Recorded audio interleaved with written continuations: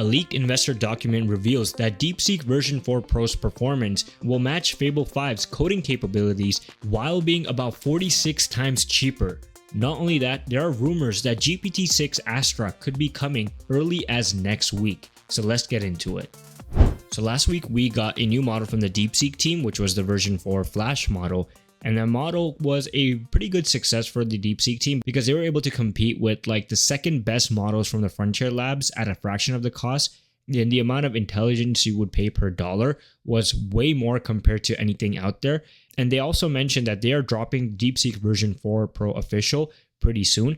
And it looks like a leaked investor document actually reveals what that DeepSeek version 4 Pro model could look like. And when I read this, the claims, at least at the moment, sound a little bit crazy to me, but I think it's possible based off what we saw with the version 4 Flash model. I wouldn't be surprised if version 4 Pro is obviously as capable as this post kind of sounds. So I'm just going to read it through. The first thing, DeepSeek version 4 Pro is going to rank in the global top tier with coding capabilities only 0.3% behind the Claude flagship model, while supporting a million token context window and API pricing at just 110 to 100 of overseas competitors, which is a big claim, being 0.3 behind Claude's flagship model.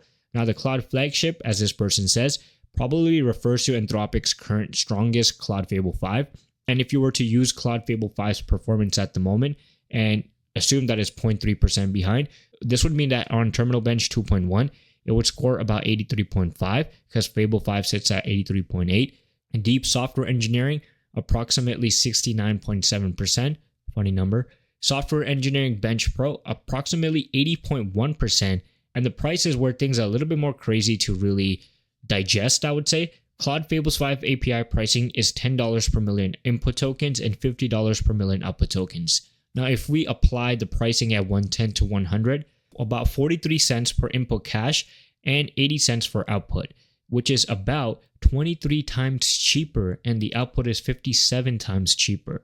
And if you assume a 1 million input token and 1 million output token, Fable 5 currently costs $60, while the version 4 Pro would only cost $1.30. Overall, about 46 times cheaper. So yeah, this is kind of crazy to me. And then this number, 1 over 276 of Fable 5's cost, is wild. But all of this is based off a leaked investor document. And this is probably going to be something that we will find out really soon if it's true or not. But if it is true, it will be kind of crazy because DeepSeek would just prove to the world that they can produce the strongest model at the fraction of the cost. And this would cause a pricing war across the AI landscape because obviously this would not just affect Anthropic's model. It would affect OpenAI's, Gemini, all the model lineups out there. Now, more and more people are buying into DeepSeek version 4 Pro's, benchmark results, what they could look like, how strong they could be, because of what happened last week with their Flash model. The version 4 Flash GA beat the Pro model across all 9 of the published agent benchmarks. And if they say that they're dropping the Pro model soon, then the version 4 Flash GA. And this model also jumped from 40 to 50 on the Artificial Analysis Intelligence Index through post-training alone. And there's also a chart being circulated around the Chinese AI circles that places version 4 Pro GA around 55 to 58 on the Artificial Analysis Index. This would make it stronger than Kimi K3 near GPT 5.6 Sol. So this leak is a little bit more tempered compared to the other investor leak that we saw, which I think is more likely the case compared to the other one because those claims were a little bit outrageous to me. But these claims seem a little bit more realistic compared to the other one. Before we continue, since June of this year, most people running AI agents stopped prompting them turn by turn. You write a goal and a condition for when it's supposed to be complete, and the loop prompts the agent for you. Claude Code actually has the Go command, and Codex has its own version, and both keep working until your condition is complete. The problem is what that condition is actually checking.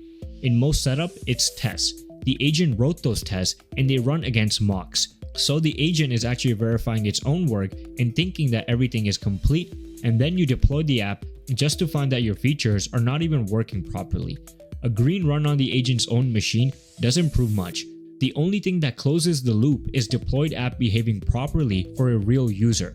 So that's the block worth building, and is why TestSprite is sponsoring this video. TestSprite created an open source CLI which is easy to install with 2 commands, and your agent calls it mid-build and it runs a real session against the live app. Clicking through it like a real user would, never mocks. When something fails, you get the step that broke, a screenshot of what actually rendered, the root cause, and a suggested fix, in a format the agent can actually act on. It patches, reruns, gets to green on its own, and you're not in the loop anywhere. Every run stays in the portal too, so month in it's still verifying features from the first week long after the context window forgot about them. The TestSprite CLI is open source and the link is in the description if you guys want to try it out. Now let's get back to the video. Now while all this is happening, one thing that sneakily changed on DeepSeek's API page is the overall pricing strategy. So before, they said that DeepSeek API service will soon adopt a peak valley pricing strategy with peak hour pricing. Now if we look at the actual pricing, it says on the official website, we plan to raise the overall pricing for DeepSeek AI services in the near future with a significant increase expected. Please plan your usage accordingly. The specific pricing plan will be subject to official notice.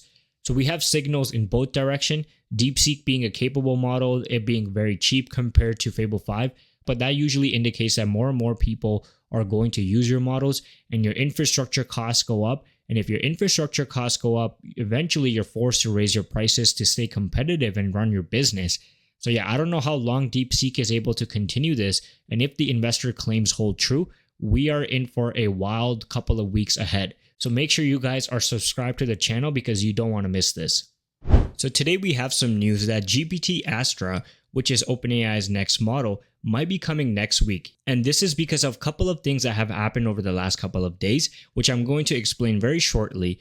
But the biggest indicator being that their latest internal checkpoint, Mu4, being leaked in an official OpenAI video, as well internal rumors about employees actually using the model on service speed internally, and the model being completely a new pre-train, which is something OpenAI has not done since GPT 4.5.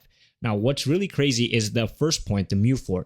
OpenAI actually posted a video online and they actually deleted the video because they accidentally released the unreleased model Mu3, which we actually see in the video around 25 seconds. Now, Mu4, which is actually going to be the GPT Astra model, not Mu3, which was leaked in the video, is going to be the variant that OpenAI is going to settle with when they actually drop GPT-6. But the biggest news is that Astra is going to be a new pre-trained model and the largest model OpenAI has trained since GPT 4.5, which tells you that the next release is going to probably be a release that is going to set OpenAI apart from the other labs, at least at the moment. But this is obviously all still speculation. We don't know exactly when the model is going to come out, but based off what we have seen, Mu3, and people actually mentioning how employees are using it already, there are early indications that it could be coming out soon, most likely next week. Now, one area that a lot of people are still debating online is if the model is going to be called GPT 5.7 or GPT-6.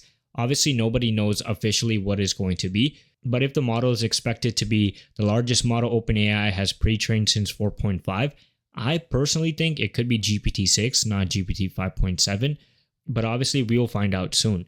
Now, the pace of development for OpenAI has been on a roll at the moment. The GPT 5.6 lineup just dropped a couple of weeks back, and it was pretty successful. Then they made some efficiency improvements on GPT 5.6, so they reduced the price of Luna, Terra, so they have been shipping lately. And today they actually made another announcement. They're making GPT 5.6 Luna accessible for everyone, even the free plan, which was not something that they had originally. And they also upgraded GPT 5.6 so it's going to be much better in chat now.